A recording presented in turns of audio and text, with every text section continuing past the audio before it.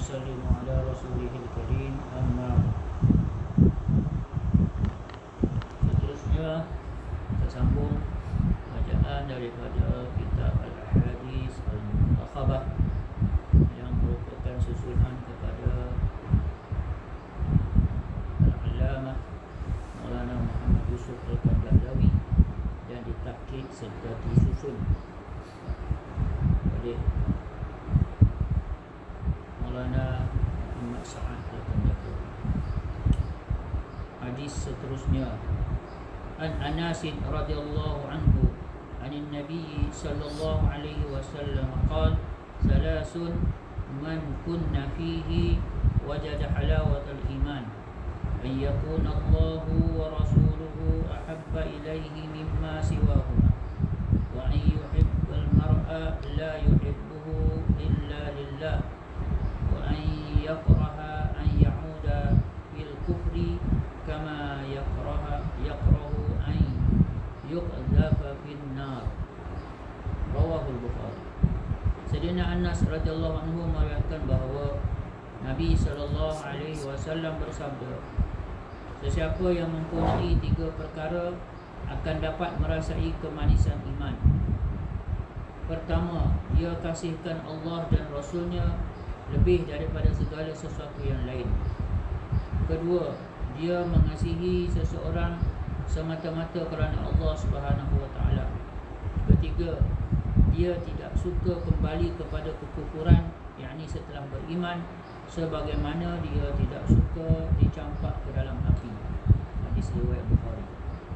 Sekali lagi, Sayyidina Anas radhiyallahu taala anhu meriwayatkan bahawa Nabi sallallahu alaihi wasallam bersabda, sesiapa yang mempunyai 3 perkara akan dapat merasai kemanisan iman. Pertama, dia kasihkan Allah Subhanahu wa taala dan Rasulnya lebih daripada segala sesuatu yang lain. Yang kedua, dia mengasihi seseorang semata-mata kerana Allah. Ketiga, dia tidak akan suka kembali kepada kekufuran, yakni setelah beriman, sebagaimana dia tidak suka dicampak ke dalam api. Hadis riwayat Bukhari. Jadi ini adalah 3 perkara yang merupakan ciri iman. Untuk mendapat kemanisan iman, iman ini dapat dirasa. Para sahabat Nabi sallallahu alaihi wasallam, sebab mereka rasa kemanisan iman, bagi mereka untuk mempertahankan kemanisan iman itu tidak ada masalah. Hatta untuk beri nyawa pun mereka tidak ada rasa rugi. Jadi hari ini kita nak, bukan setakat kita beriman, tapi kita nak rasa yang kita ni dapat rasa kemanisan iman, insya-Allah. Jadi kena usaha ada 3 perkara. Cinta pada Allah lebih, dan Rasul lebih daripada selain pada 2 ini. Dan kita suka seseorang itu semata-mata kerana Allah, dan kita benci untuk kembali kepada kekufuran. Maknanya kita tak mahu terlibat dengan sebarang kekufuran, sebagaimana bencinya kita dicampak ke dalam api. Jadi ini api dunia lah. Api neraka tu, itulah gambaran dia. An Abi Umamah radhiyallahu ta'ala anhu an Rasulillah sallallahu alaihi wasallam annahu qala man ahabba lillah wa abghada lillah wa a'ta lillah wa mana'a lillah faqad istakmala al-iman. Rawahu Abu Dawud. Sayyidina Abu Umamah radhiyallahu anhu meriwayatkan bahawa Rasulullah sallallahu alaihi wasallam bersabda, sesiapa yang kasihkan seseorang semata-mata kerana Allah, membenci seseorang semata-mata kerana Allah, memberi, yakni kepada seseorang semata-mata kerana Allah, tidak memberi kepada seseorang pun semata-mata kerana Allah, maka sesungguhnya dia telah menyempurnakan iman. Hadis riwayat Abu Dawud. Sekali lagi, Sayyidina Abu Umamah radhiyallahu anhu meriwayatkan bahawa Rasulullah sallallahu alaihi wasallam bersabda, sesiapa yang kasihkan seseorang semata-mata kerana Allah, membenci seseorang semata-mata kerana Allah, dan memberi, yakni kepada seseorang semata-mata kerana Allah, tidak memberi kepada seseorang pun semata-mata kerana Allah, maka sesungguhnya dia telah menyempurnakan iman. Hadis riwayat Abu Daud. Jadi dalam hadis ni Nabi SAW terangkan bahawasanya ini adalah sifat sifat yang wujud apabila iman telah disempurnakan. Bila kita jadikan fokus kita apapun sekalipun ialah kerana Allah.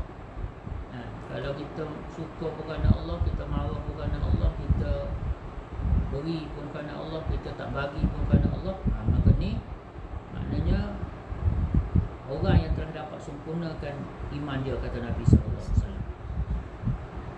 Jadi kita ni, kita kadang kita beri kerana kita suka orang tu, kita tak beri kerana kita tak suka.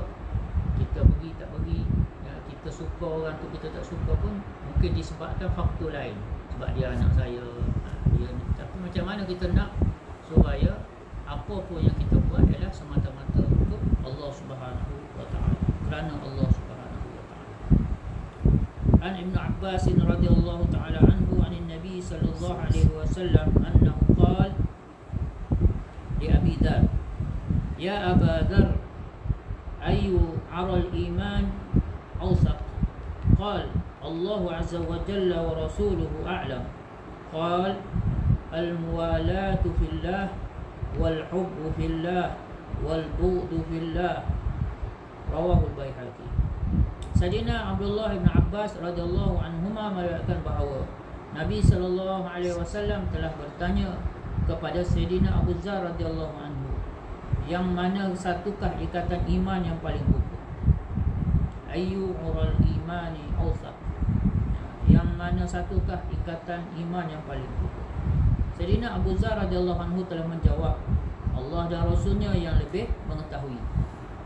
Ini adab para sahabat dengan Rasulullah SAW. Jadi bila ditanya, selalunya mereka akan jawab macam ni. Jadi seolah-olah nak bagi tahu Allah dan Rasulnya yang lebih mengetahui dan lebih berhak untuk memberitahu kami. Seolahnya begitu. Baginda sallallahu alaihi wasallam bersabda, berhubung baik serta tolong-menolong semata-mata kerana Allah, mengasihi seseorang semata-mata kerana Allah, membenci seseorang pun semata-mata kerana Allah. Hadis riwayat Al-Baihaqi. Sekali lagi, Sayyidina Abdullah bin Abbas radhiyallahu anhu meriwayatkan bahawa Nabi sallallahu alaihi wasallam telah bertanya kepada Sayyidina Abu Dzar radhiyallahu taala anhu, yang mana satukah ikatan iman yang paling kukuh? Sayyidina Abu Dzar radhiyallahu anhu telah menjawab, Allah dan Rasulnya yang lebih mengetahui. Oleh kerana itu, Tuanlah yang berikan jawapan.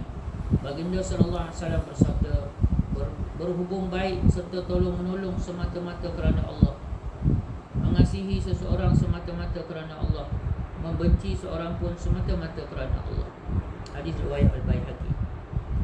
Keterangan maksudnya ialah antara cabang iman, cabang yang paling mantap dan kuat ialah apabila seseorang itu berurusan dengan sesuatu, dengan sesiapa sahaja di dunia ini, sama ada untuk membina hubungan atau memutuskan hubungan, mengasihi seseorang atau bermusuh dengan seseorang, adalah bukan kerana tuntutan nafsu sendiri, tetapi semata-mata kerana Allah Subhanahu wa taala dan semata-mata kerana menunaikan perintah Allah Subhanahu wa taala. Daripada 3 hadis yang kita dengar pagi ni, semuanya menyentuh tentang ciri-ciri iman, kriteria iman, alamat iman, petanda-petanda iman. Jadi perkara inilah yang kita pun nak kena usaha lah. Kita alhamdulillah ada iman, tapi sejauh mana kesempurnaan iman, ikatan iman kita, sebagaimana yang ditanya oleh Rasulullah SAW pada Abu Dzar tadi, dan juga macam mana sifat-sifat yang Allah SWT, yang Nabi SAW bagi tahu tentang kemanisan iman itu, kita juga dapat apabila kita usahakan atas semua perkara ini, insya-Allah. Semoga Allah Taala bagi taufik atas perkara ini, Allah SWT bagi faham dan kekuatan untuk kita amalkan, seterusnya kita dapat sampaikan